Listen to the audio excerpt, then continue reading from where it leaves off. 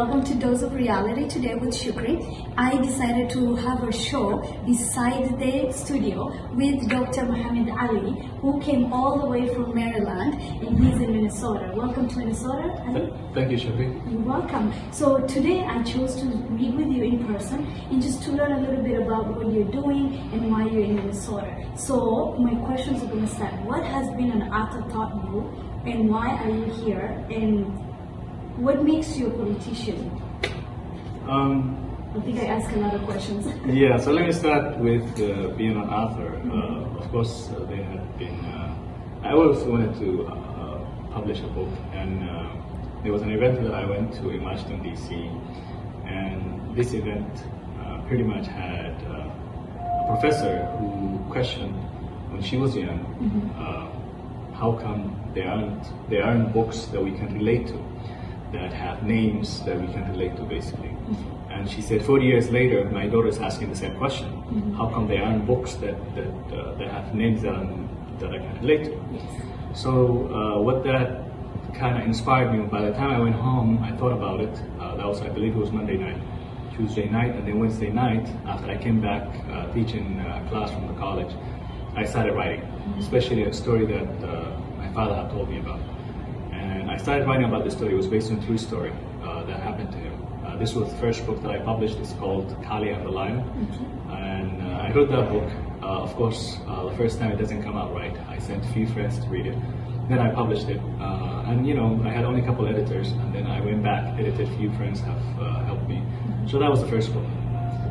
And then, of course, I had to get the right graphics and so forth. It became very well. There was other authors that had done a children's book like that.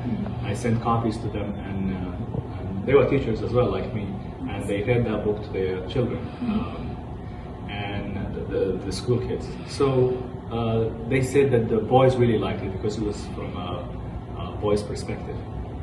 And then other friends actually had similarly gave it to actually their daughters, and they took it to school and they really liked the book, the graphics, something they can relate to, the areas that their parents came from and so forth. Then the second book I wrote right after that was, it was called Companions of the Prophet, just 20 examples, 20 companions, and I wrote that. It was something just for the youth, so that was another one that I published. And then it kept on going, and then another one was a book called Holding's Divorce. It was as objective as possible on both families. It wasn't on the two individuals. And then that one got some good reviews. They're all on Amazon. Holding's Divorce, 20 Companions of the Prophet, Kali and the Lion.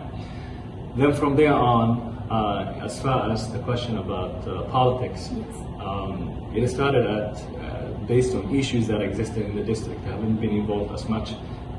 We invited the CEO of the Prince George's County Board of Education, and the questions that have been raised have been issues that were concerned with the community. And I went home that night just seeing who is representing our district. I looked it up. I found out that the person that was serving the position had resigned. So I kept on looking about the county, about the district, and then I called a few friends basically to say, why don't you guys run for this position? So they didn't want to do it. And then I talked to others. They were like, why don't you do it? You're more qualified. You have a doctorate in education. You have been teaching for so long. I think it would be best for you to run for this position, and we get you back. So I said, okay, fine. So I put my name in the hat. Then I started trying to campaign.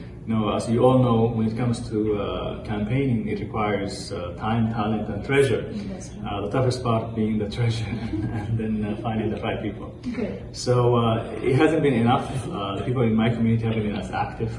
So I thought maybe coming to this city, I would get the community excited and basically kind of say, can I get into your pocket and give me some of that money? That is excellent. And just a quick question, what is the number of Somalis in the place you're running for right now? In terms of the community, maybe 10 or less. Oh, really? Yeah. So we have about 20% or so that are Africans from the diaspora, and 20% maybe Latinos, and then you have about 60% African Americans. Good. Yeah. Well, it's better to try than never, right? Right.